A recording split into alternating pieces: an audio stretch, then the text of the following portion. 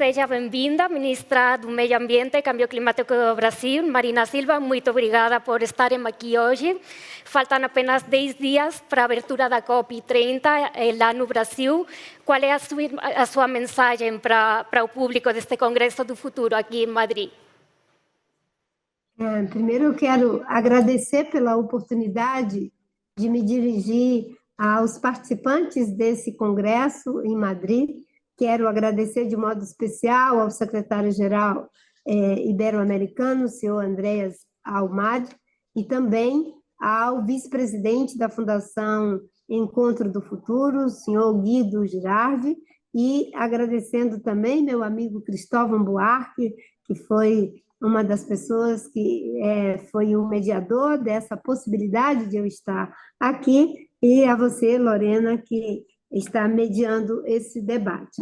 De fato, nós estamos agora há pouquíssimos dias da COP30. No dia 6 vai iniciar a cúpula de chefes de Estado, que tem como objetivo abrir os trabalhos, dando uma mensagem para que negociadores, representantes de delegações dos 190 países que estarão na COP30 possam ter de parte de seus chefes de Estado quais são as sinalizações nesse momento tão difícil da história da humanidade. Nós já estamos vivendo sobre os efeitos não mais da urgência climática, mas de uma verdadeira emergência climática. Os incêndios que acontecem em várias regiões do mundo, como aqui no Brasil, em Portugal, no Chile, no Canadá, em todas as regiões que são afetadas por esses incêndios, nos Estados Unidos também, e, ao mesmo tempo, isso, às vezes, é ações em outro extremo, como é o caso das chuvas torrenciais que acontece, como tivemos aqui no Rio Grande do Sul. Portanto, a COP30 acontece em um contexto altamente desafiador, quer do ponto de vista dos desafios geopolíticos, quer do ponto de vista da urgência climática. E o que esperamos é que possamos chegar na COP30 com uma forte articulação dos países que sempre ajudaram a liderar essa agenda, para que a gente possa sair da COP30 fortalecendo o multilateralismo climático, mas também com decisões importantes, tanto do ponto de vista da agenda de mitigação, de adaptação, que vai estar no centro do debate, a questão do financiamento climático, que precisa ser da ordem de 1,3 trilhão, e como vamos fazer para que a COP da implementação de fato, possa dar as bases para nos debruçarmos sobre o que já foi decidido, sobretudo em Dubai, que foi a decisão de não ultrapassar 1,5 de temperatura da Terra e de fazermos as transições para o fim do desmatamento e para o fim do uso de combustível fóssil, além de triplicar renovável e duplicar eficiência energética. Obrigada, ministra. O governo do Lula resolveu sediar a COP na Amazônia. Qual a principal mensagem que o Brasil pretende levar ao mundo desde a maior floresta tropical do mundo? E qual vai ser o papel dos povos indígenas? Fazer a COP30 no Brasil, após 33 anos da Convenção do Clima, da Biodiversidade e da Desertificação, terem nascido aqui no Brasil, na Rio 92, tem uma força de natureza política, uma força de natureza simbólica e uma força de natureza ética e humanitária. Por quê? Na Amazônia, nós sabemos que temos ali o que há de mais potente, mas, ao mesmo tempo, o que há de mais frágil. O Brasil tem o compromisso de zerar o desmatamento até 2030. Nesses primeiros 3 anos do governo do presidente Lula, nós já conseguimos uma redução de 50% do desmatamento da Amazônia. E, com isso, evitamos, quando soma todas as reduções de desmatamento, evitamos lançar na atmosfera mais de 700 milhões de toneladas de CO2. Mas, mesmo que a gente consiga zerar o desmatamento, se o mundo não parar de fazer emissão de CO2, em função da queima de carvão, de petróleo e de gás, a Amazônia vai desaparecer e as florestas tropicais vão desaparecer do mesmo jeito. Por isso que é um imperativo ético que o mundo se responsabilize em relação às reduções de emissão de CO2 pelo uso de combustível fóssil, que representam 75% das emissões globais, para proteger as florestas e seus povos originários. A proteção dos povos originários, ela é fundamental porque eles, com seus estilos de vida, sua cultura, sua cosmovisão, são responsáveis pela maior quantidade de áreas com floresta existente no mundo. O papel dos povos indígenas na COP30 é o de dar um termo de referência, sobretudo o constrangimento ético para governos, empresas, setor financeiro, para que façam o dever de casa. O papel dos povos indígenas já é cumprido com louvor, porque eles estão nesses espaços florestados há milhares de anos e mantêm essas áreas preservadas, que a gente possa olhar para eles e aprender a não mais ter a ambição de transformar a natureza em dinheiro, mas usar o dinheiro que foi feito em prejuízo da natureza para poder salvá-la. Por isso que mecanismos como o TFFF e o financiamento para atender os mais vulneráveis na agenda de mitigação é fundamental. Senão, vira hipocrisia, desculpe, dizer que está preocupado com os povos originários quando, na prática, não se está fazendo o dever de casa. O Brasil, ontem, pelo 3º ano, deu uma demonstração de que é possível reduzir desmatamento com os esforços que vem fazendo, como eu acabei de mencionar. A senhora disse que a COP30 tem que ser a COP da implementação, né? 10 anos após o Acordo de Paris, estamos vendo progressos nas energias renováveis no mundo todo, mas os combustíveis fósseis ainda estão muito presentes, são muito predominantes. No Brasil mesmo, acabamos de ver autorizar a Petrobras para a pesquisa de petróleo do Foz da Amazonas. A senhora acha que realmente existem condições para avançar no combate ao aquecimento global? Que resultados concretos podemos esperar em Belém? Nós temos necessariamente que caminhar na direção de fazer o enfrentamento da mudança do clima, do aquecimento do planeta. A mudança do clima é um imperativo ético, porque o desequilíbrio climático tem o poder não só de destruir a nossa vida, mas de destruir as condições em que a vida nos foi dada. Por isso que é fundamental que a COP30, além de se debruçar sobre as questões que estão mandatadas, como é o caso da questão de gênero, de financiamento, de adaptação e financiamento para adaptação, e também os indicadores em relação à agenda de adaptação, tem que se debruçar também sobre temas que não estão mandatados. Um deles, por exemplo, a questão das NDCs. Os países, até agora, a maioria não apresentaram suas NDCs, inclusive a própria União Europeia, que sempre liderou essa agenda. Infelizmente, em relação a isso, há uma certa decepção, porque nesse contexto geopolítico tão desafiador, é fundamental que Brasil, África do Sul, Índia, China, Reino Unido e União Europeia assumam essa liderança.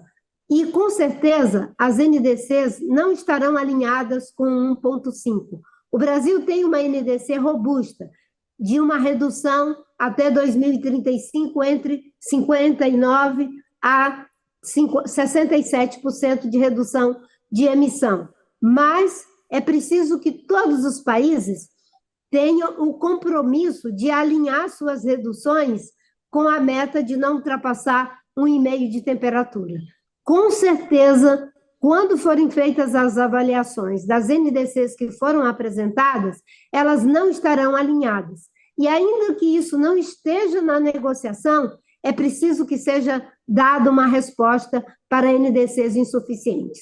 A outra coisa tem a ver com a transição para longe de combustível fóssil, duplicar a eficiência energética e triplicar energia renovável. Nós temos que criar as alternativas para sair da dependência do uso de combustível fóssil. E essa é uma tarefa que já ficou decidida lá em Dubai, que países desenvolvidos lideram essa corrida, países em desenvolvimento vêm em seguida.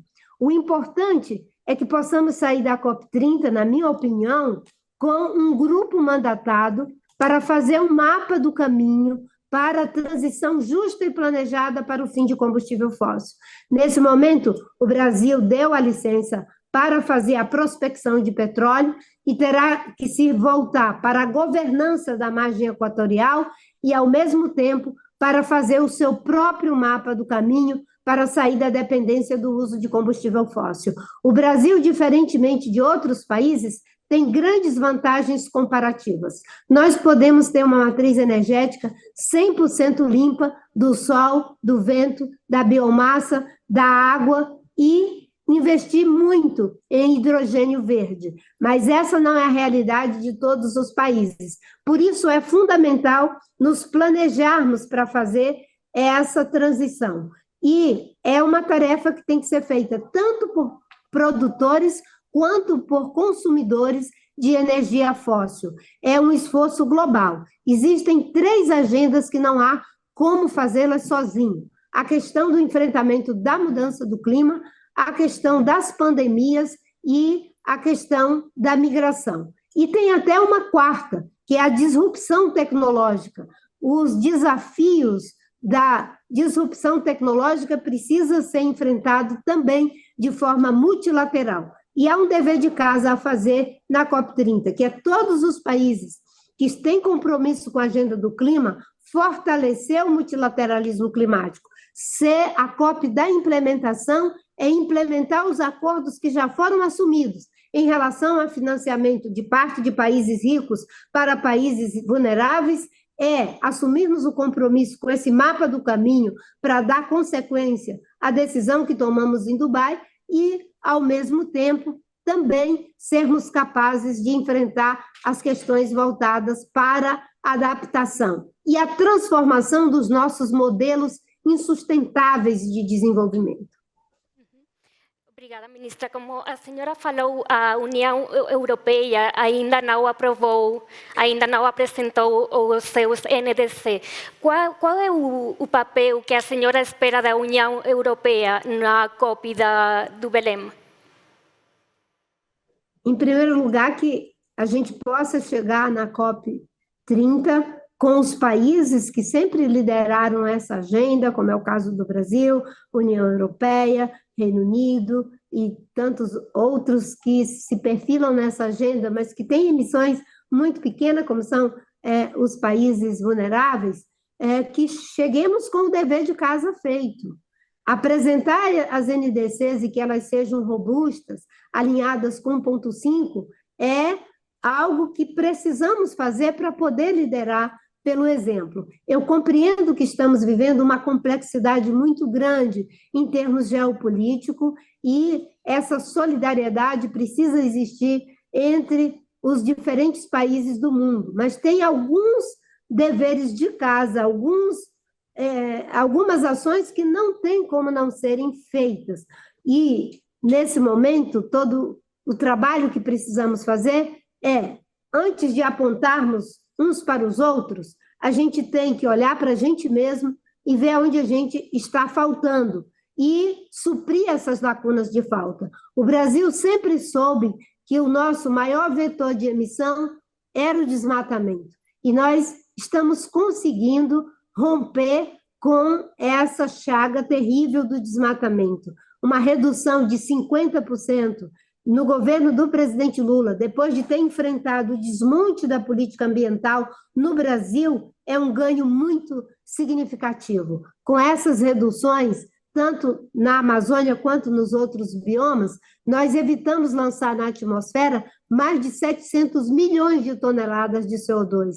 E isso é preciso que seja feito por todos nós, cada um nas suas frentes de maior atuação. Como o Brasil pretende articular sua posição junto com outros países da América Latina para fortalecer a agenda climática comum? Nós já temos pontos de convergências culturais fortes em função de todas as ligações históricas que temos. No âmbito da OTCA, tem sido feito um intenso diálogo de como os países da América Latina e Caribe devem contribuir efetivamente com as agendas tanto de mitigação, de adaptação, no enfrentamento das questões que faltam ser supridas em relação ao financiamento climático e também com países que têm similaridades históricas, mas também de sofrimentos, como é o caso dos sofrimentos que já foram vividos pelo Brasil, por Portugal, pela Espanha, horas com enchente, horas com situação de incêndios terríveis, como tivemos aqui no Brasil o ano passado.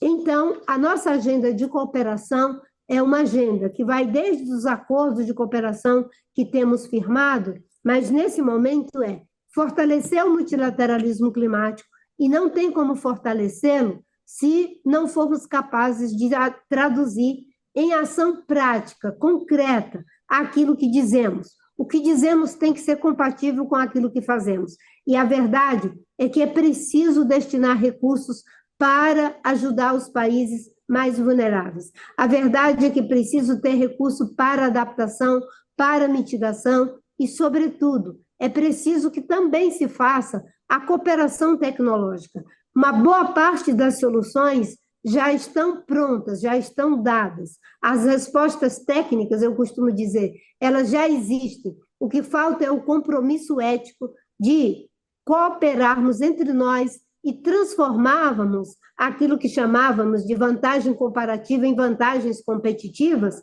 Agora, nossas vantagens comparativas não podem mais ser apenas vantagens competitivas. É preciso que elas se transformem em vantagens colaborativas, para que a gente possa cooperar mais, cada um dando o melhor de si naquilo que é mais forte e sendo suprido naquilo que se sente mais vulnerável. Ministra, o Brasil abriga os 60% da Amazônia e desempenha um papel central nos esforços para conter as mudanças climáticas. O governo brasileiro tem anunciado a criação dos novos mecanismos de financiamento para as florestas tropicais. Você falou do TFFF. Como funcionaria esse fundo e quem deveria contribuir para ele? Muito obrigada por essa pergunta. O TFFF é uma arquitetura fantástica que foi pensada pelo Brasil, mas que agora já é compartilhada com 6 países desenvolvidos e 6 países em desenvolvimento, que estão junto no comitê operativo dessa iniciativa. Ele vai ser operacionalizado pelo Banco Mundial e consiste em usar os mecanismos de mercado para criar um fundo global para fazer pagamento por área de floresta protegida, por hectare de floresta protegida. Para cada dólar de doação de países desenvolvidos para esse fundo, nós vamos conseguir alavancar 4 dólares de recurso privado. A ideia é de que possamos chegar a um fundo de 120 bilhões de dólares. Com os rendimentos desse fundo, a gente conseguiria ali algo em torno de 4 bilhões de dólares para pagar por cada hectare de floresta protegida de países detentores de floresta tropical. O TFFF vem ao encontro de um discurso que sempre foi feito por países desenvolvidos, que era o seguinte: sempre se dizia que não bastavam os recursos públicos, que recursos públicos não seriam suficientes, de que era preciso alavancar recursos privados. O Brasil criou uma arquitetura que agora já é de 12 países trabalhando juntos, 6 em desenvolvimento e 6 desenvolvidos, que possibilita que se um país como a Espanha, o Reino Unido, a Noruega, a Alemanha, ou, enfim, a União Europeia, de um modo geral, aportarem recursos para esse fundo, haverá o retorno para o dinheiro aportado, não é doação. Depois haverá o retorno desse recurso. Ele será usado para alavancar recurso privado na ordem de $4 para cada dólar aportado por recursos públicos. O Brasil já aportou $1 bilhão para esse fundo, a Indonésia já se comprometeu de fazer o mesmo, e estamos na expectativa muito positiva em relação à União Europeia, ao Reino Unido e vários países com os quais estamos dialogando. Muito obrigada, ministra. E para finalizar, antes desta entrevista, aqui em Madrid, teve uma fala, um bate-papo do jovem ambientalista colombiano Francisco Javier Vera. A senhora foi uma ambientalista a vida toda, desde que era muito nova, né? Então, para finalizar, eu gostaria de perguntar à senhora que mensagem gostaria de transmitir aos jovens que hoje se mobilizam em defesa do meio ambiente. Eu tenho dito que nós estamos vivendo um momento muito, muito terrível da história da humanidade. Historicamente, são os adultos, os idosos, que se colocam na frente das crianças e dos jovens para protegê-los quando eles se encontram em situação de perigo. Infelizmente, com a mudança do clima e com todas as crises, as múltiplas crises que nós estamos vivendo, Lorena, hoje os jovens, os adolescentes e até mesmo as crianças é que estão se colocando nas nossas frentes para nos proteger do mal que estamos fazendo a nós mesmos, ao planeta e ao futuro dessas crianças e jovens. Portanto, a melhor mensagem que nós podemos dar para os jovens é o nosso trabalho. Nós já falamos muitas coisas que são politicamente muito eloquentes. Agora é transformar o que foi dito em ação concreta.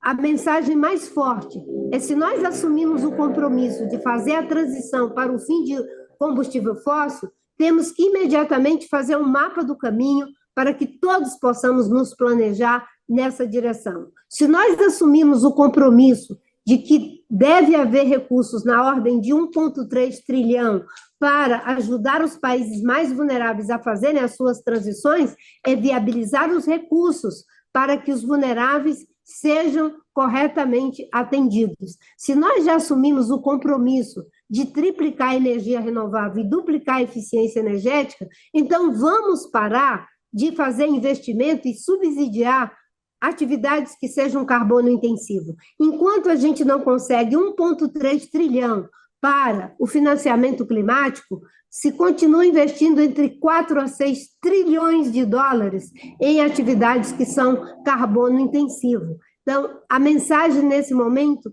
tem que ser feita com o nosso trabalho, com os nossos resultados.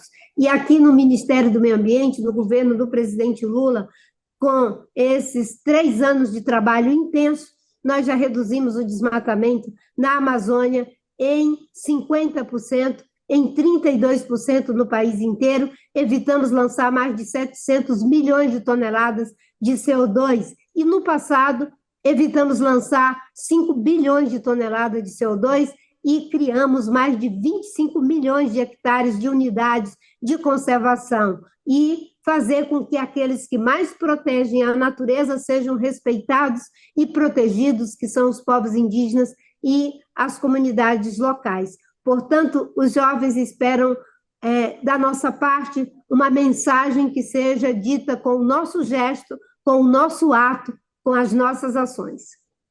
Muito obrigada, ministra. E mais uma pergunta, me falam que temos mais 2 minutinhos.